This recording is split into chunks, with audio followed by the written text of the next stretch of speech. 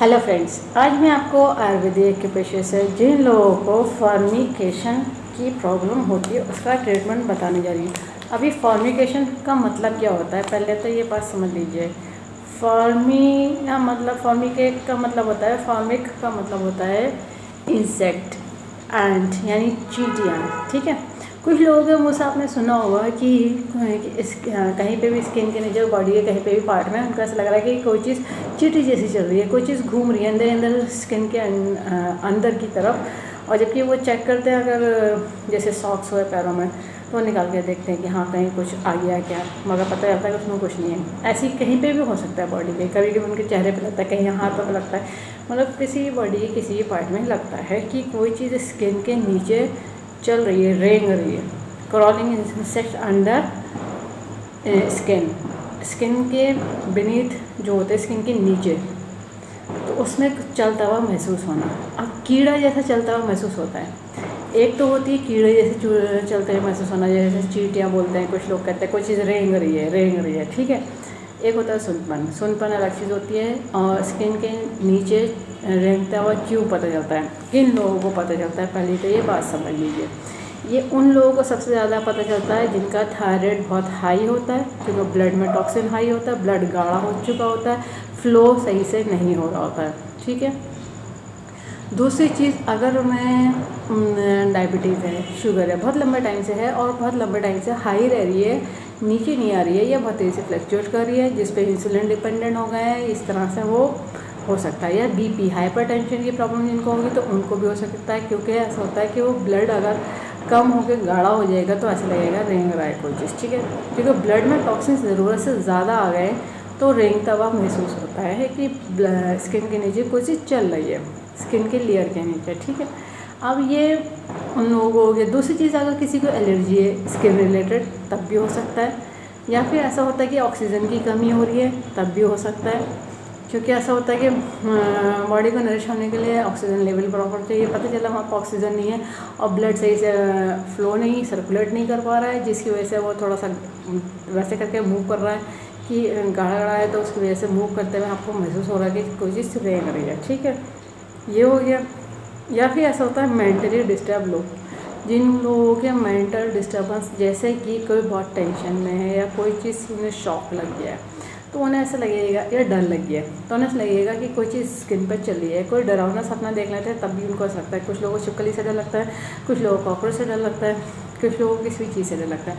अगर वो डर उनके दिमाग में बढ़ी है तो ऐसा लगता है उन्हें कहीं सोचते में या कहीं पर देख लिया होगा तो उन्हें लगता है कि कोई चीज़ चल रही है, कमर पर चल रही है, कहीं पैर पर चल रही है, हाथ पर चल रही है, तो या तो उनको ऐसा लगेगा चूटे चल रही है या कॉकरोच या फिर छिपकली। उनको ऐसा महसूस होता है, और एक्चुअल में नहीं होती है, वो कोई भी इंसेक्ट वहाँ पे होता नहीं है। ठीक है, अभी महसूस हो रहा था, यानी मेंटल डिस्टर्बेंस हो गया, मेंटल की वजह से, या फिर ऐसा होता है कि कोई आपके मेडिसिन आपको सूट नहीं कर रही है, जिसकी वजह से ब्लड में टॉक्सिन आ गया, टॉक्सिन आने की वजह से आपको ऐसा लगता है कि कोई चीज़ रेंग रही है स्किन में नीचे की तरफ। ठीक है, ये सब रीज़न बता दिया।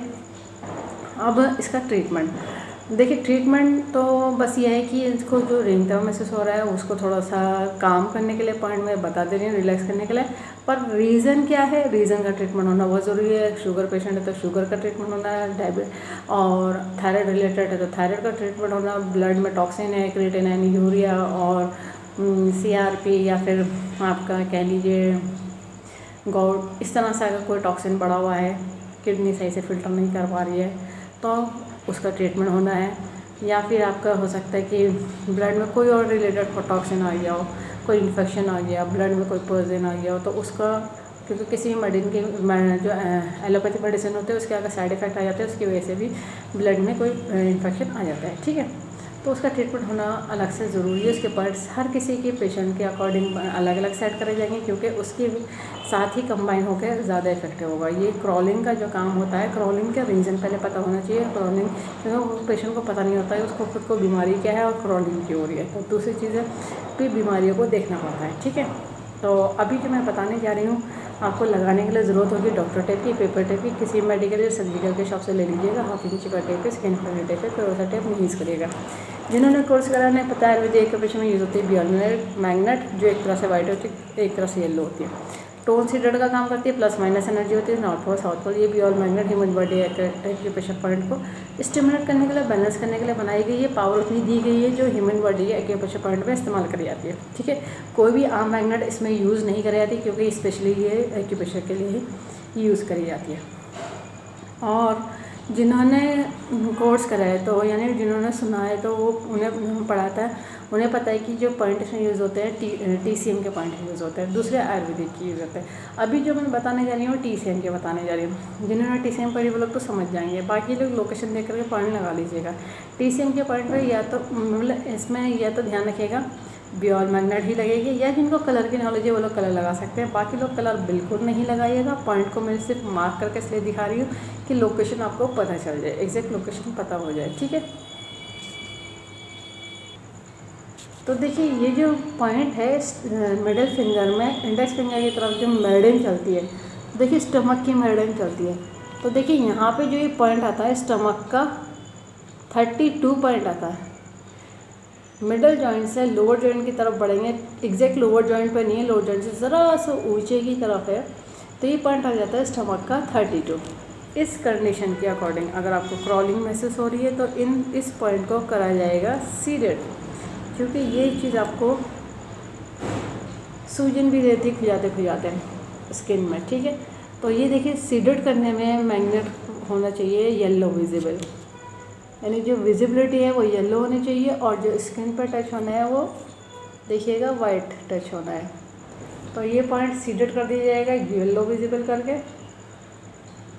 10 से 12 घंटे लगा के रखिए। और जिन लोगों को जो प्रॉब्लम डिटेक्ट हो गई है कि क्या रीज़न है, तो इसके हिसाब से डायग्नोस करके पॉइंट पता कर लीजिए, या फिर अगर आप खुद इतना नॉलेज रखते हैं तो ठीक है, उसको अप्लाई करिए।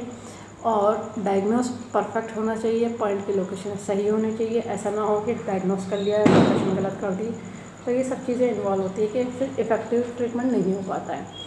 तो ये देखिए ये येलो विजिबल हो रहा है, विजिबिलिटी येलो आ रही है तो सीडेड हो गया। इस पॉइंट को 10 से 12 घंटे लगा के रखिए, डेली लगाइए। और अगर जो भी प्रॉब्लम हो गई डिटेक्ट होकर और उसका ट्रीटमेंट होना बहुत ज़रूरी है।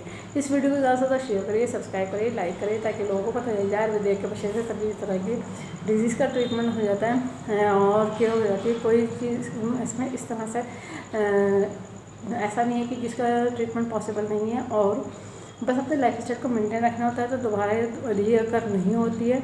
इस वीडियो को जितना आप शेयर कर सकते हैं शेयर करिए।